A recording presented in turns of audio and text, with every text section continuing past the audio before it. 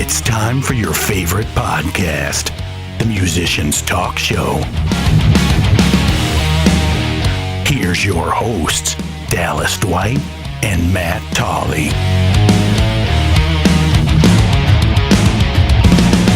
Hello and welcome to another episode of the Musicians Talk Show podcast. I'm one of your three today, actually, co-hosts, Dallas Dwight. That's right. I'm Matt Tolley, and today we got Drew Baker on today. Hey, buddy. Drew. Howdy. Fresh in from LA. Yes. Moving back. That's true. Hell yeah, dude. What's going on, man? Tell us a little bit about, maybe just introduce yourself for all our listeners. Okay. My name is Andrew. I go by Drew Baker. I play music sometimes, and I just moved out back here from. What do you play, Drew? From LA. I play drums, guitar, and I sing too. Yeah. Killer songwriter, very gifted drummer, obviously, and he plays some great rhythm guitar style stuff, and has a really awesome ear for songwriting, actually, just in general, and actually a good production ear. You know what I mean? I feel like you have always had really good taste as far as bands with great production and all that stuff. You know? Yeah. You appreciate the value of production. Yes. Very cool.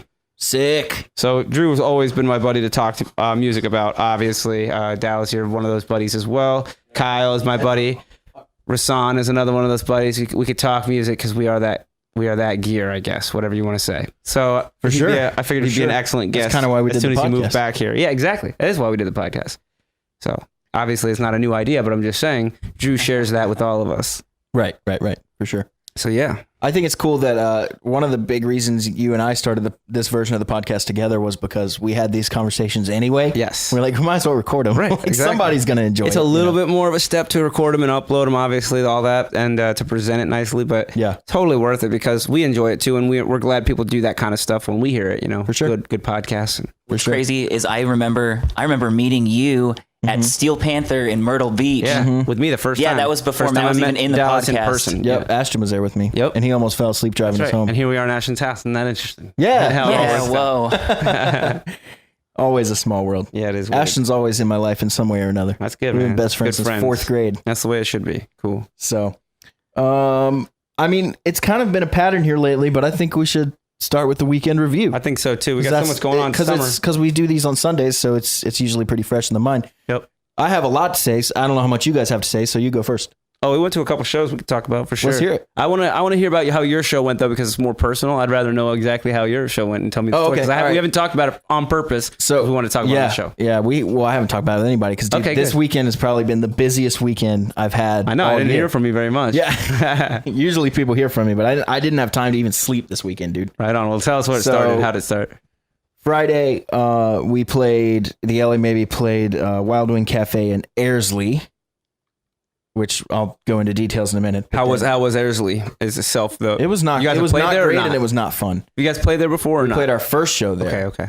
Which you were not there for. Right. But you were there for the second one. Which right. Was which was that same St. Pat's weekend. Okay. Got you. Yes. But St. Pat's was the Sunday, and this was Friday. So it was like March 15th, I think. Got it. And it was the first show that wasn't New Year's that we performed. Okay. And so we went back there. It wasn't great. I'll get into why in a second. And then Saturday, I was subbing for my buddy's band, George, who owns and operates Bold Music, one of the companies I teach for, subbing for his wedding band at a wedding. Oh, cool. So I was told originally they sent me the itinerary and everything, and it was in Columbia. And I was like, okay, cool. I'm from Columbia. You know, I know all the city streets. Sure. I'll be in and out of there so fast they won't even know I was there. Like I'll be back home because I trying to get home early to get at least a little sleep before I have to get up at 6 for church stuff. Uh-huh. Because Saturday nights are always like that because you're gigging and then you get home, it's like 2 a.m. You're like, I'm like got 4 hours away. So that didn't work, or what happened? Well, I get a text on Thursday that, actually, sorry, wrong itinerary. It's in Raleigh. It's a different location. 3 hours away. That's a different location. Columbia is like 50 minutes away. So what in that case, what do they do? Like, are you compensated for that, or is it total fill in? What? Like I was just kind of there bad, and I probably could have raised hell, but I just was like, no problem. Throw you some gas money, man. Like that's I was getting paid a lot. Right. Okay. The wedding bands make a shit ton of money. Good. That's fine. I was getting paid more than I've ever made in my band for one sub gig. There you go. Well, there you go then. You're good then. So So that was one of the big reasons I wasn't complaining, and one of the big reasons I didn't say, yeah, sorry, I can't do that. But that just sucked though. You thought it was gonna be an easy breezy, and then you ended up staying late. I had to get home super late on Friday. Got home at like 2 or 3. Had to get up not super early, but pretty early on Saturday to set up for church because I wasn't going to be there for the rehearsal because now I'm spending most of my day driving. Right.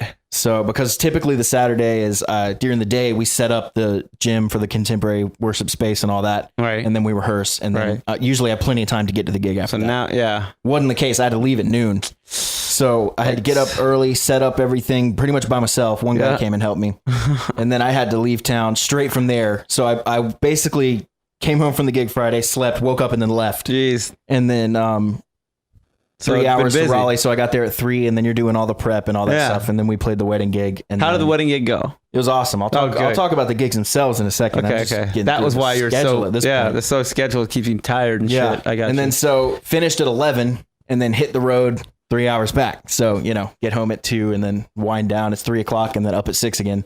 So, and now I'm just getting home from church and you guys are coming over. So I'm still kind of just like, well, we're going to bang this out. We sounds like the life of a musician. Yeah. As I was driving home, I was kind of like, you know what? I don't mind this. This is kind of what I signed up for. Yeah, kind of. As I was driving home last night, at some point about halfway through, I was like, this is kind of the life, I guess. Yeah, exactly. It's pretty cool. That's cool though. That's very cool. Because my weeks are usually pretty chill. I don't have much to do.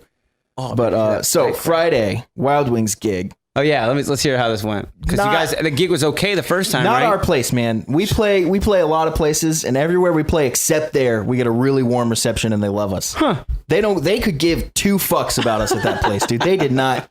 We're sitting here shredding Paradise City. Right. Everyone's back is to us. They're just at the bar, like with their backs to us, not even turning around. Like, wow, it's just not our crowd. There's 4 or 5 people that were digging it, and it's a big place, so they're all scattered around. And then we had a bunch of like our own like fans, I guess, show up. But did your sound guy make it? Sound guy? Did your sound guy make it? Daryl's our front of house guy now for the band, and he's fucking awesome. Great. Dude. He knows way more than me. Okay, great. I was like, that's the guy I need because I don't know. What do you think it is about Ainsley? So. What do you think it is about Ainsley? Then? Airsley. Sorry. I don't know. It's just not our crowd. Ainsley's a name. Airsley's a town, right?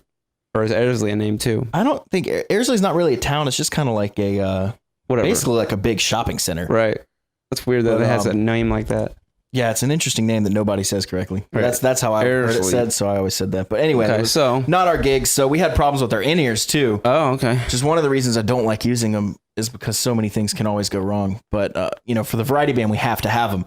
So, no idea why. Rasan's ears went completely out. He couldn't hear anything. No. And Foz's ears were doing one of the weirdest things I've ever seen happen, where he's hearing stuff but had absolutely no control over the mix. What? No control over the mix. The volumes didn't work. Nothing worked. Huh. We think the little headphone amp were running the hardwire ears because they were both hardwired and they both malfunctioned. They were going to that same box. We think it was that Behringer box. Oh, no. The wireless ones worked as intended. So what we had to do is we played the first set. Foz just had to deal because the guitar was super loud. And anytime I came in, the click was gone. So he was just having to follow my leg. Jeez. So then, then we tried to fix it, couldn't fix it, and we were just losing valuable time. We spent like 20 minutes on a break trying to fix it, and we went on late because we were trying to fix it. Right. So finally just gave him my pack, and I just played unplugged. So Foz just, anytime I had to start a song, he just had to click it for me. Like I wondered that. Yeah, I wondered that if anybody can do it. Like I feel like Goliath could definitely do without in-ears. Like if he goes out and hears himself really needs them because a lot of songs start with him singing. Like several songs. Okay, so he needs to hear that first click. Yeah, and we have a piano that gives him the key. Maybe Rasan then, without having like if he misses the first note or doesn't come in on the first note. Everybody needs it. Right. But, it's kind of crazy. But Rasan and I didn't have it, and it worked fine. Yeah, you guys got through it. Sloppy playing, frustrating, and then just like it was and then the crowd didn't give a shit either. So it was all of that combined was just like this fucking blows, dude. Yeah, that sucks. Like literally, we were at the second song. I have that talkback mic. How many people were there? Would you say there was a good bit of people? They just weren't paying attention at all. What were they doing there? What do you do at those fucking places? They're just all sitting at the bar, like just talking and hanging out, like just completely ignoring us. Damn, man, you must have found a fucking dead crowd. During the third. Well, they did that the first time we were there too. So that's just not our place. Maybe I don't want to go back to that place. Okay, I'll tell the agent don't book there again. Yeah, can't be friends with everybody. That's right. Yeah. So, but the third song, I go into the talkback mic, and unfortunately, only Goliath and Foz could hear me. Rasan missed all my jokes. But literally, like right as we start, like the third song, I was like, "This crowd fucking blows. We're never playing here again." Nice. It's like I hope that goes through the mains. That's the joke, right? My favorite was when Matt, when you ran that sound. Mike and as a main mic, and he's like, "This crowd fucking blows." Oh, yeah. The whole fucking Bill Burr went to the GNR show What in was Paris. that? What's the story? Well, I'll tell you in a second. But Bill Burr went to the Guns N' Roses show in Paris, and they hooked him up with an in-ear pack. They have just fleets of them. Yeah, for all you the told guests me and that. stuff. We talked and about he said this. he got to hear all of Axl's just shit talk in the crowd, shit like all talking. the stuff that you would never want people to Yeah, hear, yeah, but yeah. you know is said. Yep. Like you go out there and you're like, Jesus Christ, we sound like shit, but Right. the crowd's digging it. And it's Right, like, right, It's like you can't say that. But No, like, right. Look at this fucking fat guy in the front row. Right, Like, just right. stuff like Look at that. those You know, tits in the front row. Totally. I'm sure there's all Exactly. kinds of crazy people that out there. But so the story that you were a part of was when we played that Valentine gig that was outside at the foot of the thing, and Foz had the talkback mic. That's and we finished the song not in the talkback mic, in his regular mic. Yeah. He goes, "Purple Rain." Yeah, Purple Rain. That's for sure. No, but I was talking about This Crowd Blows. Where's that from? There was somebody who said that, right? I was just Was it saying a joke? this crowd blows. Like No, but no, there was. I wasn't there's somebody quoting who anyone, went I was over just the literally mains. I pissed thought. off. No, isn't there a story where somebody had that go over the mains though? Like This Crowd fucking blows. dude, probably everyone has a story like that. Maybe, but I thought there was a. Anytime you're dealing with talkback mics, that stuff's gonna happen. Yeah, maybe I just can't remember the specific person. But now mine's a little easier to remember because I keep it in a further away from my And it's a station. different And it's a mic. completely different mic. I like that. So So anyways, it's hard to mess that up. But So a that's couple good. times I went to go sing my harmony and found myself going to the talkback act. I was like, God damn it, move over to the. So you made it through a fucking death gig, whatever, one of those gigs that just sucks. And I'm complaining. I mean, it wasn't terrible, but it was just like compared to what we usually do Sure. and how we're usually received. Sure, your last it show was just- at was just the what was that worst. new place? Siggy's. Yeah, that was a fun. great interaction with the crowd. super fun. Everybody And we was played dancing. good and everything was nice and all the gear worked right. Sound was fine, right? So Yeah, totally. So what happened at the next gig then last night? the wedding gig was wedding awesome. gig. I was just that's the first wedding I've played at. And it's the crowds at weddings are the shit. Of course. They're like, we had a huge crowd dancing, going nuts the Nice. entire time. Awesome. And we're playing very different music than the LA Maybe stuff. Oh, really? Kinda, there's a little bit of overlap, but What were you doing? a lot of old stuff like "Your Love Right, is lifting right. me high." I guess it would be That like song? wedding stuff. I Yeah. love that song, dude. What is that? Who is it? Jackie Wilson.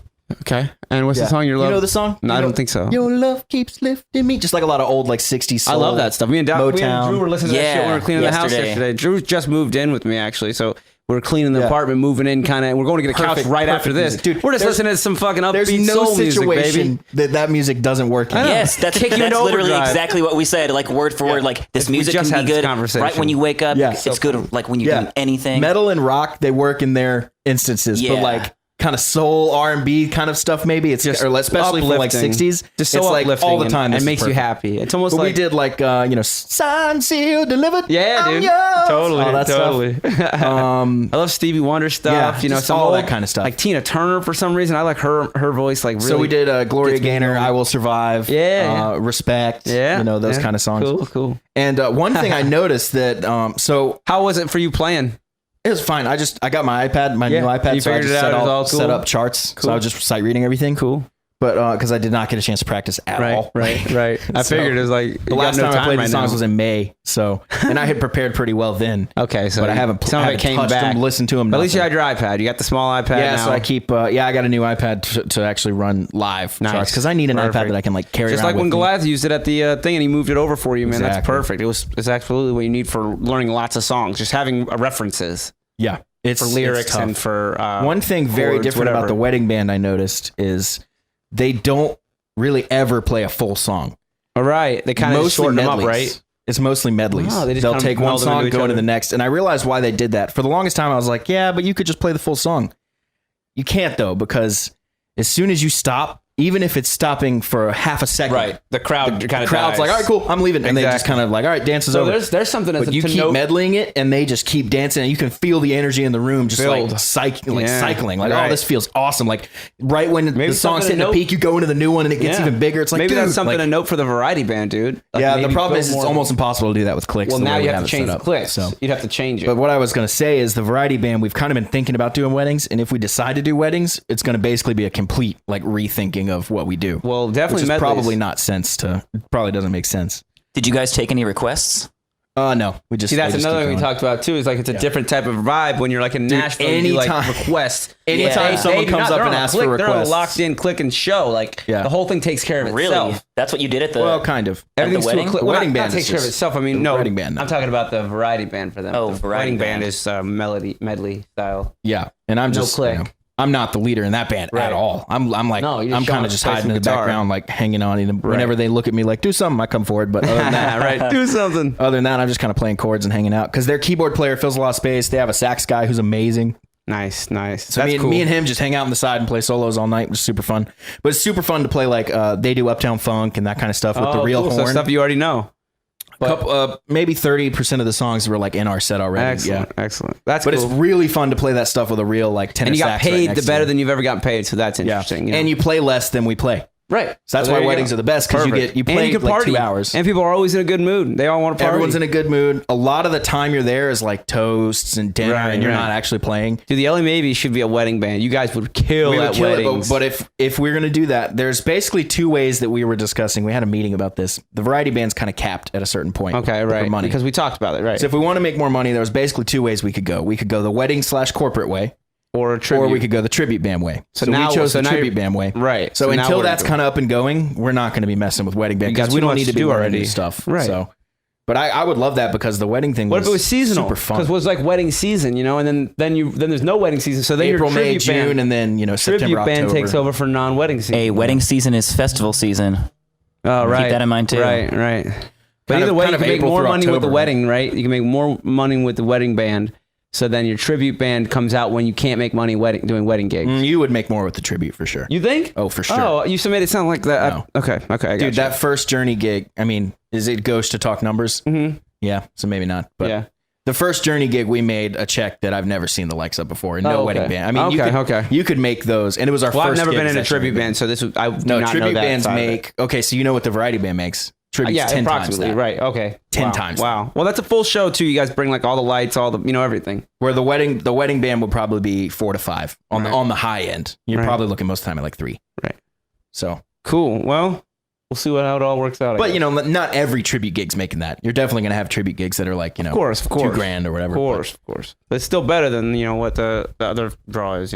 Yeah, so we're kind of just capped, right now. Like the most we can make is a variety band. This with is no part of names, this is like, life, learning, man, and, 1,500 or whatever. changing up the plan to So. fit what you need. You guys are paying for your original music. You got to have some real income. EP's done, by the way. Cool. We got Oh, the yeah. final mix for Mistress back last night. I want to listen. Let's listen So. after the podcast real quick. Yeah, it sounds fucking Can't huge wait. and brutal. I can't wait. Oh, dude, we need to listen to the concept record today on the Yep. show. Let's listen because Drew's You not wanna do heard it that now? yet. Do you want to? Since we just segued into it, we'll talk about our shows that we went Well, to yeah, last night. let's do your weekend review. Okay, and then we'll do the concept record. All right, so basically we went to 2 shows. We went to B Sharp's show, which would they are normally just a cover band. Playroom band. Yeah, right? playroom band that I hear practice like all the time when I'm working. And normally they just play like variety covers, but like in a certain era. So Tom Petty and like Stevie Nicks stuff. So they did a night of Tom Petty and Stevie Nicks at Free Range Brewery, and it sold out. 250 tickets at Free Range Brewery. Was it just them? Sold out as a charity show too, and it was just them. Okay. That's pretty cool, right? Like that's a smart move as far as a charity. You draw out 250 people to expose yourself to. It's your own show. You do it how you want. They hired a sound guy. In my opinion, they could have gotten a better sound guy. That guy kept the whole thing way too quiet. Like didn't give them they're a quiet band already. They play out of a combo amp. They're just a quieter band. You have to amplify that. Like you have to a lot of singing and get those guitars because they're just rhythm guitars mainly. And Yeah. when the leads came on, they were like you couldn't hear them, right, Drew? Yeah. So I think there's a sound guy, so like kind of hurt him a little bit. Still a packed room and everybody was vibing the songs. I mean, Tom Petty and Stevie Nicks, and it wasn't limited to just like Tom Petty and the Heartbreakers. It was like Mud Crutch, which is Tom Petty's first band. Yeah, I don't know much about Tom Petty's like. Yeah, me history. neither. know I, his, like, kind of hits. learned actually this night, so it was kind of Yeah. cool to learn. It was about a learning Yeah, experience. so we heard the songs, they performed them, and they do a really good in that tonality and that vibe. They do a good job. The sound I think suffered that night, but still a great show. Like they're cool. Haven't cool guys. and the more we go out and see things and do things, the more you realize good sound is rare. I know, and I What get is so up with critical of it too, and like because I know how easy it is. I've ran sound for as long as the band's good, running sound is not hard. Like you just have to let the band Yeah. do the work. Yeah. All you're trying to do is not get in the way. You're amplifying and not getting in the way. This guy just didn't put enough effort in. I think he was just kept everything too low. He needed to bring them up. It was at Yeah. a brewery that had pretty good insulation, wooden barrels all around. So it was pretty well insulated. Actually, Yeah, I and thought. sometimes things are out of your control. Like for example, that wedding band, we were playing in a concrete room with a wooden roof, like in a big, like it was basically an echo chamber. Yeah. and we had Sometimes you can't The do it venue right. had a guy that sole job was to make sure that the party didn't go over 60 decibels at a certain gate. Right. So he kept going over there and coming back in and be like, you got to turn down. Kept going over there, Damn. coming back in, you got to turn down, dude. Well, maybe that's just this because place is like right next to condos. So those condos so it apparently was just always complain. noise so, regulation. So right? they have to like keep it to a certain regulation. I was thinking maybe he was just trying to keep it below that so that way it doesn't get echoey and boomy, which we know about. No, not at from all. It's an playing. ordinance thing. Well, yeah, this was not loud enough. I had to actually go over and tell the guy when the acoustic guitar player picked up the acoustic was for the first time. There was nothing coming out of it. He was sitting there, he's like introducing the song as he's playing it. And I'm like, all right, still nothing coming out of the PA at all. Like I can hear the natural acoustic because I'm standing right in the front. Right. There's nothing coming out of the PA. And I waited till he got all the way to starting the song and still no acoustic guitar. And I had to go back to tell the guys, like, hey, that acoustic guitar is not on. Like he's playing the acoustic guitar now. He put down the electric guitar. What an idiot. Yeah. And I was like, man, you are not on top of it. Now, in his defense, he's in the back corner and there's 250 people in front of him at this brewery. He's not And standing. he on can't anything? see him. No, he's not high Like, enough. is He's the actually band on the crouched. stage? He's actually crouched down low. His table seemed lower than normal. Like it seemed, you know how yours is at the nice level. It's like up to your Yeah. waist. You know, you can get to it and you can still see what you're doing. His was like down low. So he's like crouching down to work on this thing. And then there's 250 people standing up in front of him. This is a band on a stage though.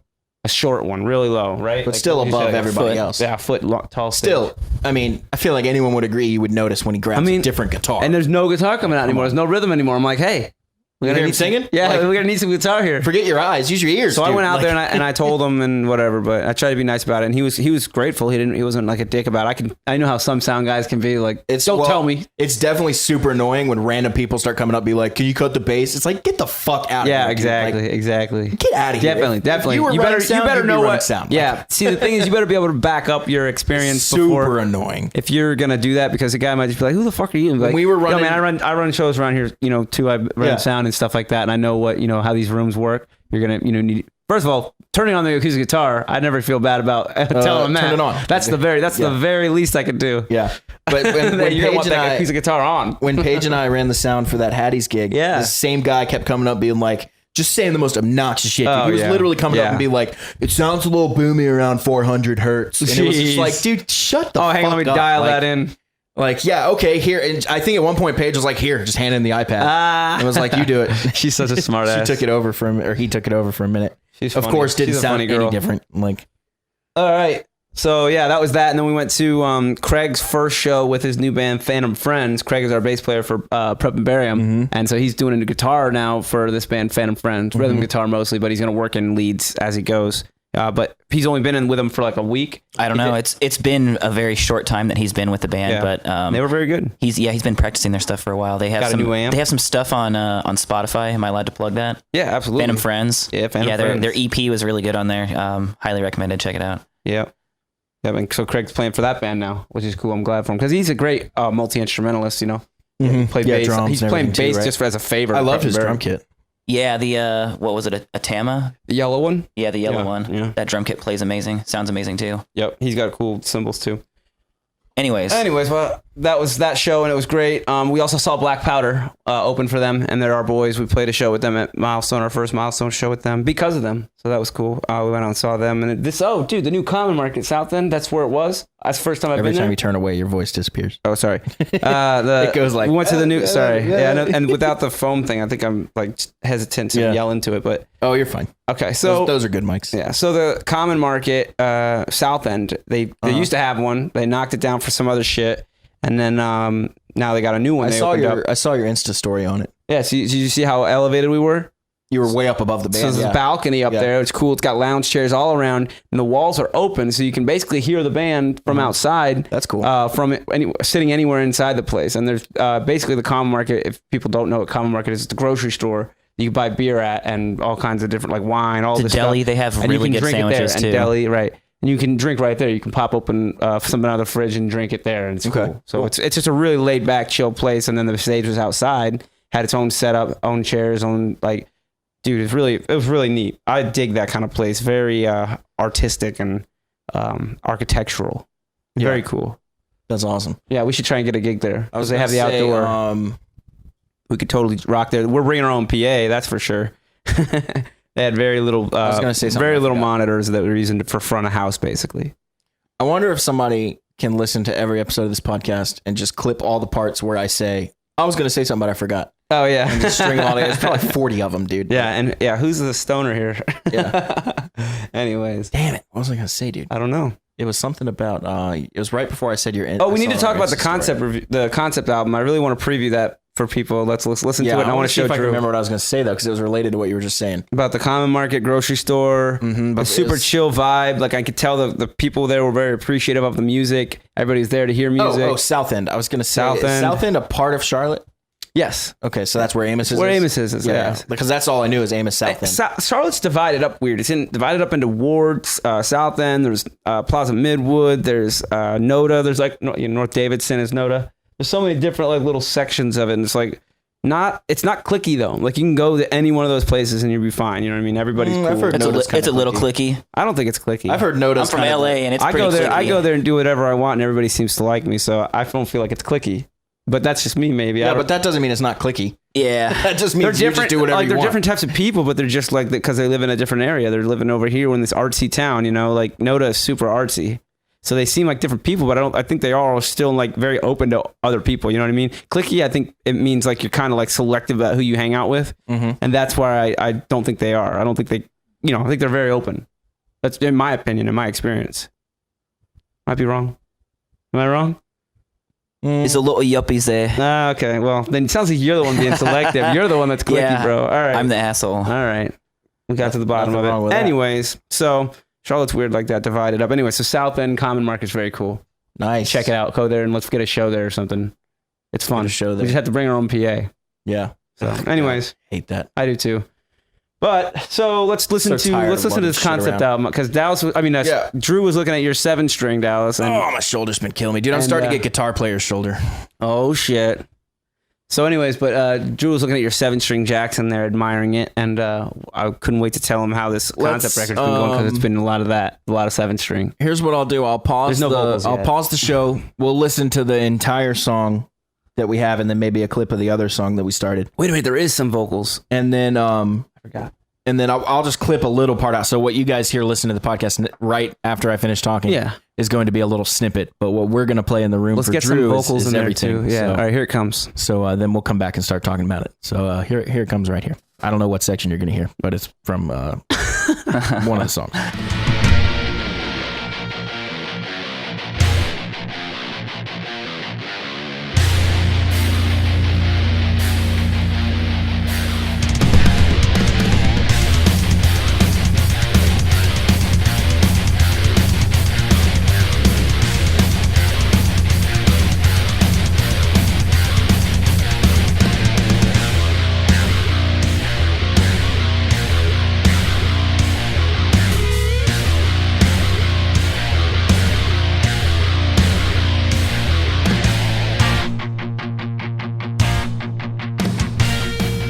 And we are back. We're back. That shit gets me every time, dude. Goosebumps. You crying? I love that. No, I love that You breakdown. crying because you're sad? Crying. He said it gets you every time. It gets me goosebumps. I said. Oh. I said goosebumps. Yeah. Got you. Really genty. That song was super cool. And it makes me appreciate that guitar on the wall a lot more. Like I yeah? seriously, but every so often I'll look over and I'll just see that guitar and I just can't stop It's thinking pretty about bright. it. Yeah, I mean, it's the Lambo Orange for sure. It He's is. talking for anyone that wants to look it up. He's talking about the Jackson HT7 in neon orange. It's Misha Mansour from Periphery. It's his signature model. And you just heard it. I got it because it was an affordable 7-string. That's why I got it. But Yep. I do like Periphery, and I like Misha a lot. Of course. But that's not why I got it. All right. So we talked about running live sound. Did we talk about all that we wanted to talk about there? I guess. Running live sound. You put that on there. I'm not sure why you. You talked about just how because of the shows didn't have a good sound. Yeah, but I mean, just that's really what I kind of wanted to talk I about. don't like running live sound at all. I don't enjoy it myself. I like seeing live bands. I don't like being in charge of everything. That if something goes wrong, if a mic blows up or somebody drops, Yeah. you have to be ready. Like you have to be kind of. I hate that. I hate being on the call. You know, Some people are made for it. yeah, They're I think really so. good at it. I think so. I'm not. I can't keep interested in it. That's my problem. I don't want to do it. I want to just enjoy the show, Yeah. but I'll do it. And I know how good a show should sound, so I guess that makes me good for it. But at the same time, I don't want to waste my time doing it. I want to enjoy shows. So I don't know. That's all I really wanted to talk about. And then also that you don't hear good sound enough. I don't understand why it's so hard. super rare. Really, the only place you get really quality sound consistently is professional shows. Oh yeah. I'm talking like professional shows. I'm not even talking about the Fillmore, dude. Yeah. The Fillmore mix for that Appetite for Destruction band was so bad. Yeah. The band was fine.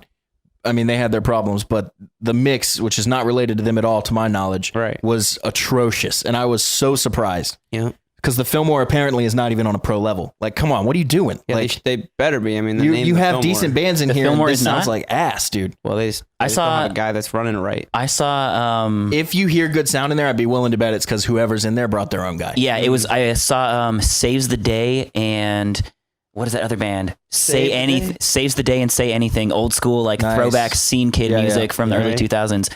And dude, it sounded incredible in there. Yeah. Oh, see, they probably brought their own guy. We saw Humphreys McGee there too on my birthday that one year, and the sound guy was good there that night too. I've had a lot of touring bands will bring their own guy. Yeah, I bet there's a reason for that too. Yeah, you get what you pay for, I guess. Yeah. Yeah, I like having somebody who knows the music a lot because then they know like when the guitar solo is coming up. If they just know basic things, you know, like when the vocals come in, make sure they're sounding how they should sound, like level wise and stuff. But if you get somebody who knows the music and is an okay sound man and get someone who doesn't know the music and is a brilliant sound man, you will sound so much better with the brilliant sound man. Because they just understand music. They just know what sounds good. I just want somebody who knows what we need. You know what I mean? Like I almost want that guy who's just our friend and comes, or girl, sorry, who comes and handles it, you know, for us because they know us, they know our music, and we trust them, you know, and we take care of them and they take care of us. That's what I would rather. Instead of, you know, every night you have a new guy you have to talk to, meet, you know, and talk and explain to him what you need. The odds of every new guy you meet being a brilliant sound guy are slim to none. Oh, that's why you find the brilliant sound guy and you bring him along with you. I wonder how often we ever run into a real good sound guy. I'm trying to think of like where I see a place that has good sound. The guy just there is awesome. I'm trying to think. Any place? I can't think of a single one. No. That I didn't like bring there myself. Exactly. That's what I'm saying. Like I don't ever go there and go, man, this guy here, every time I see a show, he's here and he runs it great. I never see that. At Old Amos's, the one thing I've heard is the sound guy at Heist, not the one that ran Gig Night because that was a different guy and that was obviously very bad. But the guy that actually runs the sound at Heist, I've heard from like 4 different people that he's phenomenal. Huh. So you guys just didn't get the premium sound guy for the? No, he was there. We just didn't think we needed him because we didn't know. Oh, okay. Until after the fact, everyone was like, "Why don't you use that guy?" And they were like, "Oh, okay. Well, we'll use him next time." Next time, because him on his own system is supposed to sound extremely good. Yeah. So we'll see. Hey, so I got some stuff I want to talk about, and then after that, Drew's got some stuff he wants to talk about for sure. Cool. You want to just segue into that stuff? Sure. So I watched some Beatles stuff recently, like as this morning. I watched the Beatles rooftop show in 1969. I love that video. Have you seen it? I'm not really a Beatles fan. I knew about this video for a long time. I love the Beatles. Drew loves the Beatles. I knew about this video for a long time. I never really watched the whole thing. I definitely had seen clips of it or whatever. Like I've only seen clips too, never the whole thing. One song from the rooftop show. Yeah. But I watched the whole thing. And the really cool thing about that, the way they shot that video, first of all, cameras were really early. It was 69, you know, so it was really kind of low quality cameras and stuff. And they must have been bulky to carry around and stuff, but they had this rooftop show and they had cameras on the ground. So people were all looking up, trying to like get a glance at what they're hearing. Like they're trying to see what's going on up there. And then people start crawling out of their windows and they're on top of their roofs in their places and they're watching the show from their place, roof, whatever. And they try and like travel from building to building, like trying to get over to closer and stuff. And it's so funny. They're not going crazy. They're not screaming. They're not clapping, but they're just baffled. They all look like, what's going on? Why are they on a roof? Why are they? It just seems like they're all just very like questioning it. But then none of them were like going nuts. Like, oh yeah, I love this song. None of them were like that. So I don't really know a lot about like the timeline of the Beatles. But like in 69, that was their last show ever. Yeah, you said it was 69. Then that was it. Yeah, that was their last show. So ever. Why wasn't everybody like going nuts? Why didn't they were a huge band? They were so popular. Why didn't people like scream for them? They didn't cheer. I think it was an impromptu show. Like I don't think they definitely planned was on impromptu. But don't you think like if they were that popular in their hometown and they pop up and do a show on a rooftop, don't you think people would like know the music and like be dancing to it? These people weren't dancing. They stopped what they were doing and they started looking and they paid attention, but they were not moving and they were not like they're barely smiling. But afterwards, I remember like there's some clips of it too. Like they stopped some people and they're like, "What did you think?" And those people were just like, "Oh, I'm all for it." Like I'm like, "All for what? Live music on a rooftop?" I get it. I guess who wouldn't? Well, I mean, if you want to get philosophical for a second. Okay. You can think about how there's many events that happen to us on a day-to-day basis where we don't appreciate it for what it is. And we think back later and think, oh my God, this was the Beatles' last show. You think any of those people, right. the gravity of the situation, they had no idea. Huh, that's a good point. They may have just been, annoying grandma while she's trying to water the plants outside. That's true. Yeah, and who knows, maybe it didn't sound that great too. Like it's on a rooftop, you're down on the ground listening to it. It's not like you're really gonna be able to make out. It probably just sounds like echoing, like it's like little bits of it. So maybe that's what it is. But anyways, I thought that was really cool, and I made it a mission of mine now, a goal of mine to play on a rooftop. Have I told you that I want to do it? probably the coolest place I've ever played? I don't know if I've ever said it on the podcast. I don't know. Tell me. My band in high school, Marry Me Joanna, we somehow, I still don't know how we did this. We convinced the administration to let us play Follow Me Here. You have football stadiums. Yeah. And in the top of the football stadiums, you have the box where the announcers are and stuff. On top of that, you did tell me this story. I might have told it last week. I told someone recently, and I don't know if it wasn't last week. You told me this a while ago, but I remember that and thinking, how awesome is that? Because I told someone within the last week, and I just don't remember if it was on the podcast. But correct me if I'm wrong. We had to load everything up a ladder. Yeah. We're loading kick drums, cabs, everything, and we are probably. I'm so bad with distances, but I mean, we got to be 150, 200 feet in the air over the football stadium. Field. We're way over the football field. We're 40 feet over the top bleacher. Right.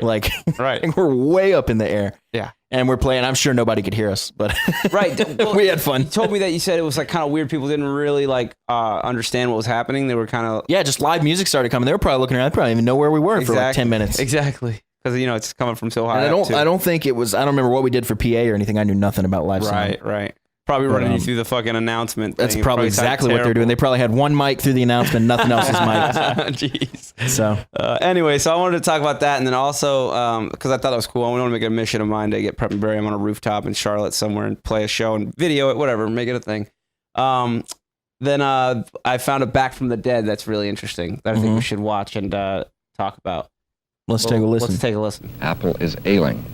And George Harrison told our Carl Charleston a bit about it. We found when our manager died that we were involved with a hell of a lot of things that we didn't particularly want to be involved in, or that maybe we did want to be involved in, but we didn't want everybody else to be involved in. So really Apple, all Apple was, it was Beatles Limited, which we changed into Apple, and we tried to pull all our own affairs together into one company. And we thought of the idea of being able to do records without having to go to somebody and say, please, can we do a record? Which we still had to do even up to, say, 2 years ago. The sort of 5 years of our success was really trying to be ourselves and trying to get control of ourselves. Now finally we've got almost 100% control of ourselves, which again is a bit dodgy because then it's the responsibility of whether we can be in control of ourselves. But there was a mistake made when Paul and John announced from New York that what we want to do is help everybody, all those people who have to go down on their knees to big businesses. We want to help them so that they don't have to go down on their knees. In actual fact, that was a mistake because, yes, we would like to do that, but the trouble is that to find people, really talented people, you have to go and find them. You come across them occasionally. The people who come and knock on your door from dawn till dusk begging for money and to get a break are usually the people who have no talent at all. So we snookered ourselves a little bit because we have all these people coming expecting us to just give them £50,000, £100,000 to make a film or to do a record or do this or do that. But the thing is, we can do that, but only in moderation, because if we don't watch it, or we'd run out of money, then we wouldn't be able to help anybody. Okay, so what I think he's saying is... It's interesting that it's still relevant, right? It kind of feels relevant. What jumped out to me is even the Beatles in '69 were trying to go independent. Exactly. They knew the value of not having somebody else tell you when you can make a record or what, how you got to do that. Or whatever. what you need to make. Right. And also they were talking about just the stuff they wanted and the stuff they didn't want to handle. Like they realized their manager died, apparently. I did not know this. I'm not a huge aficionado of the Beatles. But their manager had died, it sounded like, in that interview, and then they had to pick up the responsibility. I got some weird sounds. Hold on. I got some weird... Does anyone have a cell phone near their mic? I have mine on my phone, my lap right here. I think that was it, Drew. Okay. Sorry about Do you ever know when you Little put like a cell phone interference. near a speaker and you hear it go? How about when you have it in your That's what I phone? was just I hate doing. that. In your pocket when you're playing guitar, it always picks up for me. Really? I always get noise out of it. I don't know that I've ever had that happen. I always take my phone out of my pocket when I play now. Anyway, so they realized that they had a choice to take what they wanted to take on, like the responsibilities that a manager was doing before. Right. Maybe there were some things they were happy to do, but some things that they were like, oh, So they man, I basically hate had to doing this. manage themselves. Exactly. Or they wanted to manage Became themselves. more independent. Okay, via their management. That's interesting because although now I see that's what he was saying, I took it more from like a label standpoint, which is very different than a manager. Right, If you're independent, you still need a manager. Exactly. Like, right. No, right. We say that, but that's what happened to them in their situation because maybe, who knows, that in 1969, a manager could have worked for the label. You know what I mean? yeah, you're true. Yeah, you're true. I'm true. You're very true. I try to stay true. Good. Stay true. Anyway, so that was a cool little Back from the Dead that's still relevant. 2-minute long clip kind of explains you what they were going through. That was in 1969 as well. It blows so my that's the mind end of that their that's career. still like a thing. You know what I mean? Yeah. Like I wouldn't have thought that was a big deal back then. I would have thought people were just like, well, that's how it is. Cool. Right. You know? There will always be people who want to take advantage of musicians. Yeah. You know? Because they know that artists aren't so money driven, money centric. We definitely want to survive. Generally, they're passion driven Right, though, and that's right. why there is something to be said about signing with a label. Is that like, guess what? You don't have to do any of that Right. shit at But all. they're going to take a lot of money from the top. That's They're true. gonna take in everything. that. So yeah.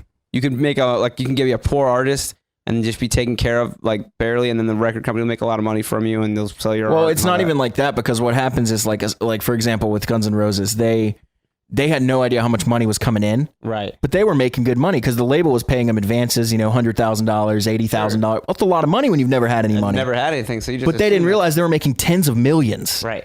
They were making so much more than the label was giving them. Yep. And Duff later went back and realized, what the fuck? Well, yeah, he ended up getting a degree in accounting because of that shit. Yeah. And he went, he takes his business shit very seriously now. And Mick Jagger's another one. Axl said somewhere along the line, he said when they toured with the Stones, at the end of every gig, Mick Jagger was back there with the accountants counting every single penny. That's smart. and they Super said everyone says this about Mick Jagger. He rules the Stones with a fucking iron fist, dude. Probably you have to. Nothing happens in that band without Mick being like, oh, like he knows everything that's going Did on. we talk about that? He's still touring with like 3 fucking doctors on rotation because Did we he's talk like about- 98. Yeah, well, yeah. He's not, instead of not touring, he's got a heart condition apparently. So, and the doctors are really worried, and they're like, well, you can do it, but I mean, you should have a doctor on you at all times just in case something happens. They could bring you and save you, And so now he's got 3 doctors that rotate in and out on shifts. That's interesting. On everything he does, you know what I mean? One of the At night most- and everything, 24/7. That's crazy. Imagine what that costs. I mean, obviously they can afford it, but it's just crazy. I think. Slash in his book, he says he's got one of those like EKG things or whatever in his heart. Yeah. And Yeah. it like zaps it anytime his heart rate gets out of control, and his heart rate gets out of control every time he goes on stage. So he gets Man. zapped every time he goes on stage. Man, I hope Slash doesn't die. I don't want anything like that to happen. One of the funniest memes I've ever seen was a picture of, I guess, Keith Richards' grandchildren or something like that. And it said, Keith Richards' grandchildren better start thinking about what kind of world they want to leave him. Yeah. Because the joke being, obviously didn't land here, but the joke being that he's never going to die because he's like 1,000 years old. Right. That's funny. And he's just never going to die. His grandchildren are going to die before him. That's crazy. Not as funny when I have to explain it, but Yeah. I got it. I picked up on that. It missed me on the first one, and then I had to explain it. Then I was fucking lost. Sorry. works my better bad. as an image probably Probably actually than me like line by lining the image. Exactly. All right, so there's a picture, Yeah. and then that never works. Here's the kids.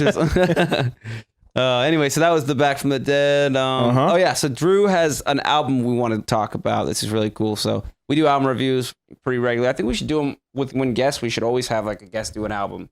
That way they enlighten us. so they can about like something. just pick one. Yeah, that's cool. In this case, Dallas actually knew this band a little bit. You want to talk about Yeah, it? my So the lead band's singer, Sleeper. my lead singer Daniel from Marry Me Joanna was they're coming up twice on this podcast. We were like a pop punk band. He told me about this band. I listened to like one of their songs or whatever back. Nice. But this would have been back in like 2010. So Drew, what's the album then, Drew? Tell us what it is. It's Oh Sleeper. I forgot what the album's called now. I did too. It's Unbodied, Unbloodied, Bloodied Unbowed. Unbloodied, Unbowed, or No, Bloodied, Bloodied Unbowed? Unbowed. That's what it is. Bloodied, Unbowed. Yeah. Killer heavy record. It's super heavy, super mechanical. Very like Meshuggah, very genty vibes coming from Great him. album art. It's the really cool thing that I've always liked about Oh Sleeper is that they kind of do their songs in a very non-traditional structure, in the sense that you can listen to some of their songs and even as a musician, I'm not able to predict like where it's going to go. Right. Mm-hmm. And, they bring it to the table again they've been a band for over, I think 15 years now. 15 years they've been doing like heavy stuff. And Christian rock, right? It was Christian metal. Whatever. Yeah, they are Christian metal. Right. And the really cool thing is they used to play in a band together. Some of the guys were in a band called Terminal, which was they were old school emo, Christian emo from the middle of nowhere, Texas. Their bass player actually played with As Cities Burn, Lucas Starr. He just passed away. So rest in peace. Rest in peace. Yeah, he was one of the original bass players, or the original bass player for Oh Sleeper. Damn. And so Oh Sleeper and Terminal got back together to do a farewell show for him. Oh, cool. Yeah. Hell yeah. Well, dude, I dig it. I like they have a full-on ballad in there.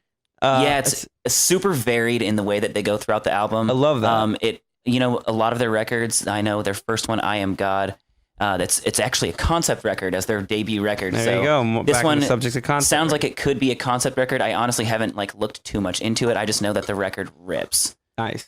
Yeah, I liked what I heard a lot. It kind of brought me back. It still kind of has that vibe from 2010 metal. It does. Not in a bad way, but probably the good things about I remember we went to Warped Tour in 2010, and the bands we saw were all of the 2010 bands. It was Oh Sleeper played in 2010. I saw them. I don't think we if they were in Charlotte, we didn't see the You might have missed that time. I don't think we saw them for sure. But we saw 4 Year Strong. I think we saw Set Your Goals. Set Your Goals was there. Stick to Your Guns was there too that year. And we saw we walked in during Attack set. Remember them? Oh god, yeah. The American Attack. There were two of them. There was a whole thing in high school. Everybody knew that. Right. And then we saw, I said 4 Year Strong. They're one of my favorites. We saw Whitechapel. We saw Suicide Silence with Mitch. Hell yeah. They're a local band from where I grew up in California. Who? Nice. Suicide Silence. Oh, really? Yeah. They always used to play in Riverside at That's awesome. Used to be a venue in Corona called Showcase Theater. Legendary punk venue. Anyways. Yep. I know about that place. But Seffold came up through there too. Yeah, they did. They played at Glass House a lot too. So killer record. If you guys want to check out Oh Sleeper, Bloodied Unbowed. I keep doing that. I'm an idiot. But really cool. I listened to it all the way through twice the day you sent it to me, Drew, and I was just like, yeah, this is killer. If you like heavy music with depth, I think that's where they lie. Yeah, they have a little bit of everything in there. A little bit of everything, some screaming, some clean vocals, amazing guitar and drum work as always from those guys. Yep. All right, that was the album review. Dallas, do you want to talk about thank you, Drew, for that, by the way. That's an awesome contribution. Yeah, I didn't know they were still doing music, so I was happy to see their name come up again. Bingo, brand new record. And I never claimed to be a big fan or anything. I just knew of them. Right. But I did like what I heard just now a minute ago. Yeah. Super cool. Very good stuff. Hey, so do you want to talk about the teleprompter box? Yes. Tell me where we're at with that, because you're kind of the mad scientist of all that. I just need to draw it up. I have a pretty good picture in my head, and I actually have been looking at more live pictures, and I keep seeing those little risers. And it looks like a lot of people just make them themselves, little custom four-legged. It seems super easy to do, is why. I really think. But you're the wizard with that. I'm fucking I work in a fab shop. So idiot. I weld and cut metal all the time, and I know how to build stuff. I build stairs and railings and stuff for a living. Now, as of 3 to 4 months ago. But so anyways, just working with metal, welding, all that stuff. That way, anyways, yeah. So they have scrap. They throw away anything under 6 feet, basically. So if I can pick up some short pieces and build a little box, couple of little boxes for risers and stuff for the LA Navy, be really cool. And then also we'll build onto that a teleprompter box for lyrics and stuff. So that way they can go through have all the songs that they do on the box in front, so they can lyrics. This was an up on the box. This is an overarching thing we wanted to talk about, which is kind of just the importance of DIY, but specifically we in this instance, you run into problems as a band, and then you want to figure out how to solve them. So one of the problems is it's almost impossible to remember all the lyrics for every song all the time. It's just not going to happen. It's a lot of songs. There's so change ups all the time. Yeah. And so how do you get the lyrics on stage? Right now, we just put an iPad on the stand, which is fine for the variety band. That's not going to be fine for bigger venues that are paying us more money. Right. So what everyone does, and this isn't a secret, and it's not cheating. So many people seem to think it's cheating. Guns N' Roses does it. So many people seem to think it's cheating to have a teleprompter. Literally every artist has a teleprompter on stage. Like it's not a big deal. In Nashville, they all have those iPads on every stand. I was going to say, I'll be honest.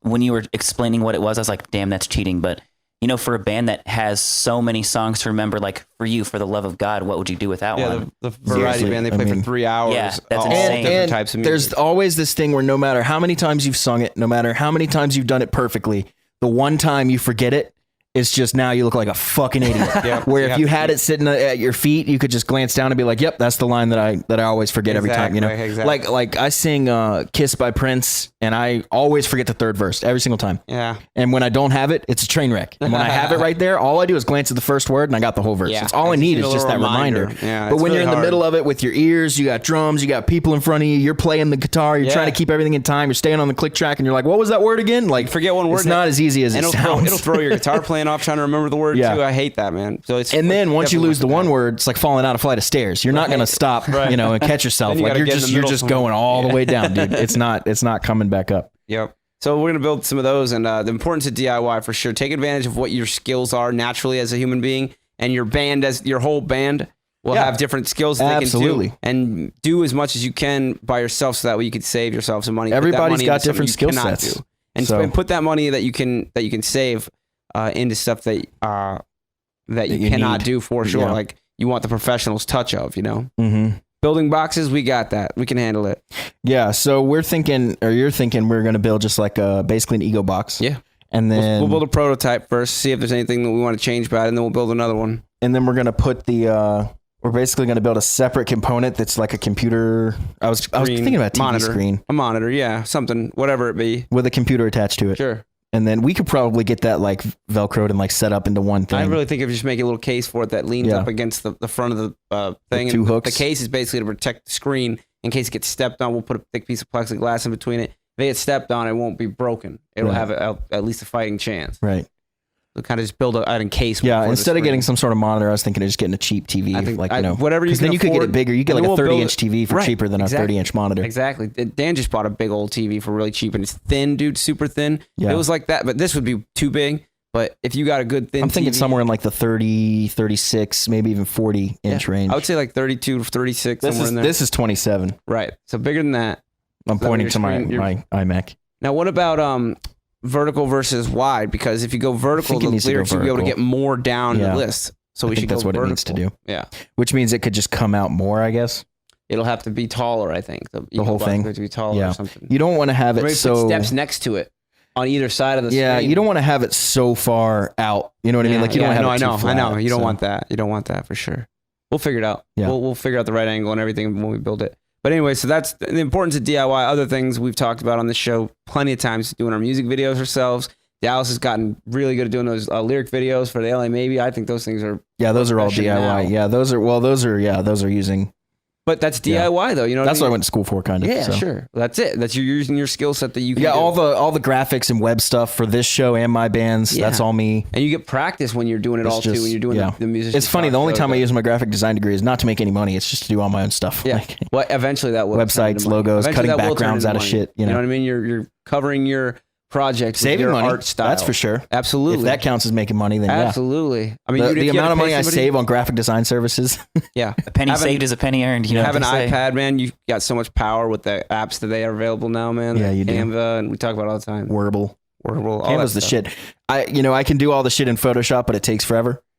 Canva's just so quick. You just load up a template, type in the text, done. Like I'm so impressed with that app all the time. And then what I'll do is I'll use Photoshop to change the color of the logo or customize those kind of things, and then drop them into Canva and put it all together. And we are not sponsored by Canva or any way. We should be, dude. Canva's the shit. Hit them up. See if they want to sponsor us. Put an ad up. I know we kind of got rid of the ads for a minute, but maybe they'd be a good one because we just naturally talk about them. They're so useful. That's one thing. I do only want to advertise stuff that we love and use and directly relates. I need to ask you. I was going to get flyers made, and I don't know if they took the ability away to make flyers or have them printed. And you can get them printed there. You can drop shipped and everything. They'll print them and drop ship them. They'll ship them to wherever you tell them to ship them. Right. So why can't I? I couldn't find it. I'm gonna have to ask you where I'll show you after. I couldn't find it. Yeah. You have to. You can't just you have to basically create a design, and then over where it says download, it'll also say print, Print. and then you can just go through it there. I got you. So I'll show you how Show that me works. afterwards, yeah, because I couldn't find it. And I think you can do it even with a free account. right. That's what I was wondering if yeah. I needed a. No, paid I think account. you're fine. I got because you're paying them money anyway. Right. But I got the paid account because you can resize all your stuff with the click Right, of I a saw button, that which is resize, super yeah. nice because when I'm making a Format. graphic, I need it for Instagram. I need it for a Facebook event photo, You which just is the click big what one. you want. It has templates. Yeah, Perfect. and it'll automatically resizes, match. It gets it all in there. It knows all the stuff. Like it Very knows cool. the I dimensions. saw that. Of I saw that. That's Instagram. what you got, but I did not sign up for it just yet. I wanted It's to find super out, nice. make sure. And I it's can only get like it printed. $13 a month. I'll do it. I'll do that Super because nice. we're gonna need to do flyers all the time, and I want to have them actual physical flyers. I think pay off still. Getting your shit on social media is great and all that. I think a physical flyer, going to give it to somebody in the little handouts. I It's think the they're visual worth something. representation. Because people will take them home and put them on their fridge or something, and at least they'll have the reminder of it, you know. And if you see it everywhere, you think everyone's going logically. It is. It's like a mind trick almost, but It it's not a is. trick. It's literally just like get there because it looks like there's a lot of publicity around this or a lot Marketing. of marketing. Yeah, Exactly. it's like when they. Do you remember did you guys watch the Fire Festival documentaries? Yes, Oh, yes. both of them. Do you remember Wonderful, how- wonderful television. Yeah, yeah. Do you remember how they started advertising it? The very first thing they did, I don't remember. They had the models change their pictures to the orange block. Yes. Right. That was it. It was Right. just all of a sudden, all these people with millions of followers started changing their picture to a single they block paid of them, orange. right? They just paid them to do that. I don't know exactly It's how that worked. Yeah, they did. but- I think allegedly they were supposed to pay them, but they like flew them out the island, and I think they got shafted somehow. I think So- they were supposed to get like a ticket. That's what they did. They did it for their ticket to be Yeah. something like that. So Like, you what get a free happens ticket if is you- people get intrigued when all these famous people start posting Sure. this orange block. It's What influence. is that? You It's know? the sphere of social and media. the mystery influence. of it, a little bit of mystery But behind that's it. good marketing because nowhere on that orange block did it say Fire Festival. Nowhere did it say Now go to this later that website. came. Later, Nothing. all the promotion came for it, but Right. the initial just here's the spark of it. It's all just little orange blocks. It's all. I love that kind of stuff. Yeah, kinda me too. interesting. It's genius. It It's sucks that absolutely ended up incredible. being bad because now it gives like that same type of thing. If you try and pull that off, people are going to think Firefest and they're going to like this is a big sham. Yeah, because that's the thing about Firefest. You'll find out. No, spoiler alert. I mean, everyone knows What happened Not at spoiler Fire alert. Festival is they weren't It able happened in to put on- 2017. They weren't able to deliver the show. The show fell Yeah. apart before it could happen. I remember 182 too was supposed to go. on Instagram. I was on Instagram at the time when Blink 182 was supposed to play. Yeah, and yeah. I see them post on Instagram saying, "Sorry, we can't make this due to the level of." They said like the level of professionalism involved. Right. We are not willing to put on this show Yeah. and let down our fans by putting on a subpar performance. And I was like, "Fuck, Dude. if Blink 182 is backing out, this shit is." If you done." guys haven't seen that Fire Festival documentary, there's two of them, I guess. There's a Netflix and a Hulu. I think I've only seen one on Netflix. But if you guys haven't seen them, they're definitely worth. One of checking them was out. paid for by Fuck Jerry, the company. Yeah, right. who I Because they believe were- worked on the marketing for the Fire That's what Festival. I was Yeah, going that to was say. their They were job, the yeah. marketing, right? Yeah, and then a lot of people started a whole thing about unfollowing them. Oh yeah. But then, like, what happened to that? What is up with people in these, like, they get super high and mighty about, like, unfollow Fuck Jerry. All the mobs. comedians started tweeting it, and then Yeah. 2 weeks after, you don't hear anything about it ever again. Yeah. They didn't lose a single follower. They probably gained followers. They like, definitely did because it's like, oh, what's Fuck Jerry? I need to look that up. and it's just like, okay, so what did you do? Like, There's you're an that idiot. show, Like, Insta but I mean, you Fame. see famous people posting, like Amy Schumer and shit. Like, Yeah. Have you seen that show Insta Famous on? It's a Netflix special. They just take a bunch of these really famous. Fuck No. Jerry was I on think that I've one. seen it on He was the on that thing. one. yeah, well, he's a very famous meme account with like 10 million followers or whatever. So all the most famous people, like there's just different like levels of fame, Insta fame. Like one's Yeah. just a girl that shows her butt. One's a guy who takes Classic. pictures that climbs the buildings and takes pictures from the top of them. It's super Fuck illegal. that guy. Super illegal. Oh, really? Yeah. Oh, yeah. You're not supposed to be climbing buildings and bridges and stuff. Anyways, and then Fuck Jerry's on there. Some meme accounts. They talk about all this stuff and the drama behind it all. And it's crazy, man, to think that and how they fluctuate. They people hate them for a minute because they said something controversial or somebody else said something about that, whatever, right? Like, then they come back with a vengeance. It's Yeah. like crazy how it works. Do you ever wonder, like, in 1,000 years, when civilization is gone, let's say, everything was digital, what will they, like, I know. how will that work? Like, it's not like they're going to have an Apple MacBook that they can plug into all of our hard drives Most and be like, likely all oh, that look, shit this was- is what they were doing. Most We have likely no that shit hard be copies of wiped off. anything, so everything will be gone. We'll have our brains uploaded into a collective consciousness by that point, They all say and you say can that access the information immediately. that's what potentially what happened with the first civilization we don't even know about. Like they just Yeah. got so fucking far into it that everything was digital like this, and then it doesn't take much, like, a few years without humans, and then just shit's gone. Like we're not making shit the same way we used to. We make it very like disposable almost. Yeah. You know what I mean? There's a lot of junk and stuff, but it would get covered quickly. The Earth is a weird place. The way it, like I just think of like how Weather many covers in my things up. own life, how many pictures I've taken that I'm like, wonder what happened to that picture. Right. It's on a SD card in a camera You're only talking somewhere in a about within landfill. 20, like, you know, 25 years. How old are you? 25? 26. 26. You're only talking about 26 years of life. You know what I Yeah, mean? I know. Think about 100 years. Oh, yeah, and 100,000. 200 years on You know, what did you like- say originally? 1,000? Yeah. So that's a long time. Yeah. Who knows when we'll be here, dude? And we're Be here going to more take us digital, out. you know? So what happens to all these Netflix original TV shows that don't even have like a DVD box Exactly. set, you know? There's no physical Stuff copy like of that. anything Or anymore. they might have that now, but that's crazy. I don't know, man. That's crazy because it's not like someone like digging through the rubble of a house is going to be like, oh, look at all these family photos. Like Right. it's just No. going to be like, okay, they were all on an iPad. Basically, like, what you're talking about is nothing lasts. Right. And not much does. Like there's even back in the day, their stuff was a little sturdier and there was not digital storage. So there's lots of paper, but paper doesn't last, you know? it's funny to think though that the reason we're missing so much of history is because they didn't have a way to document it properly. Right. And then the way we're going to lose history is because we documented it too well. Oh, Isn't that weird? If an EMP hits, like all our shit's erased, isn't it? Isn't that how that Yeah, works? I don't know how that works. Is it erase hard drive? I don't think about hard shit. I think Hard about shit. I think about A minor pentatonic. That's all I think about. That's so funny. The guy, Andrew, our friend at B Sharp, he's a singer and guitar player. He goes, Matt, come over here. Let me show you this A minor chord. And it's just he jokes with me because he thinks I'm an amazing guitar player. It's just, you know, oh, he's whatever. just, that's funny. And he just just says like he just like, said, hey Matt, I'm gonna show you something because he's kind of learning. that's a really guitar. funny joke. He's I like learning that. guitar That's himself. funny. He goes, Matt, I gotta show you this A minor chord. Come check this Yeah, out. that's and hilarious. he knows that, you know, we're both joking. But That's a great A sense lot of of humor. I songs love do that. have fucking A minor. That's chord. right up my alley. Yeah, he's a funny dude. Very funny, very cool, very generous. And they wore, dude, he wears Great a Prep and kisser. Barium shirt. Check this out. He wore a Prep and Barium shirt to the Playroom Festival, which I was super stoked for. I was like, oh, it's awesome. He's wearing our shirt because we weren't able to play. The one that rained out. Yeah, the one that rained out. Yeah. And then last night, Craig wore his Prep and Barium shirt, repping at his new show, in his new band. And then the singer threw on a women's size Prep and Barium shirt. Nice. So it was super tight, but it looked all right. I was like, oh, he pulls it off. That's awesome. He's a funny dude. But anyways, that was cool. Seeing people B wear sharp shit. is funny because it technically doesn't exist, but if you know music theory, it actually does. Exactly. So Exactly. it's So going to clever, exist in your clever. keys like F sharp and C sharp Yeah, exactly. major. So that was Keys, people. that was fun. I think we got everything out of your system here. All the music talking out. I'm good, man. Anything to add? Anything coming up, by the way? Any shows coming up? Yeah. What do you got? You know me. I know gotta you got look shows. at my own website to see. Hey, I how think many- check your I think site. Slayer's last show is coming through Charlotte. Last show show, ever huh? for Slayer. Damn. I might have to go see. Yeah, I've seen him twice. I'm going. I saw him twice at the Big Four shows. I never got into Slayer. I know I'm not my band either, but at the same time, I do respect them. And I'm Drew. Every time he picks up my guitar, plays fucking Angel of Death. Really? Every time. That's funny. So upcoming show for us is the same day as you, August 2nd. We're gonna be in Georgia. Woodstock, Georgia, playing Nice. Mad Life, and then August 30th, the big one. We're gonna be at Amos's with our buddies in DeCarlo. Nice. Yeah, we got a show August 2nd as well, as he said. The Milestone, we're headlining. Prep and Barium, come out, party. Birthday party time. Drew's birthday is the 20th. 20th. Yeah, 20th. 20th of And August. mine is the 1st. Yeah, mine's the 1st. Ashton's Craig's- the 8th, and Ashton's brother Nice. Braden, who also lives here, is the 6th. Nice. Well, Dang. they need to come to our fucking August pack. party. We're having They a big will old not. August party. Oh, come on. They will. They will not. It's going to be a big party. Does it involve leaving the house? Yeah, they have cheap Yeah, beers. not gonna happen. They have cheap beers, PBR, rock and roll music. We got a bunch of good bands. It's going to be a good time. Anyways, it was Craig's birthday is like on the 5th. Like everybody's birthday's in August. Like, so we're going to Oh, okay, cool. party. Nice. You're the first, right? I'm the first.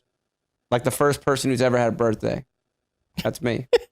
No, I'm on August 1st is what I meant. You're the first person born in the history of the world. That's right. I've been here a while. You've seen a lot of shit. You guys are crazy motherfuckers. Obviously, I'm an alien. I'm not Perfect. from this world. Any final thoughts besides that and fucking nonsense? No, I think I'll leave it at that. Strong ending, Matt. Strong ending. Yeah. Anyways, The let's see it. incoherent babblings. Hey, November. It's November 2nd, November 3rd. the Slayer show? Asheville and Raleigh. Dude. Yes. Well, I don't want to Okay, go to cool. Raleigh, but I'll see him in Asheville. It's a Where will they Slayer play with. in Asheville? They're playing with Primus. Where will they play? Oh, shit. Where are they And- playing in Asheville? Hold What up. place would that be? Because it's got to be big. In Asheville, they are probably playing at The Orange Peel. Mike's Pub. PNC Arena. In Orange Peel? Oh wait, no, that's That's Raleigh's. That's in Explore Charlotte. Asheville Arena. I went to Yeah. the Asheville Anime. Oh, yeah. I convention drove. there I drove before. right by that Asheville PNC Arena. arena last night. Okay, right on. Well, anyways, maybe we'll check that out. we have to see if we can come up with some extra cash. All right. Yeah, man. Let's leave it at that, guys. Have a good week. We'll see you next time. See ya later.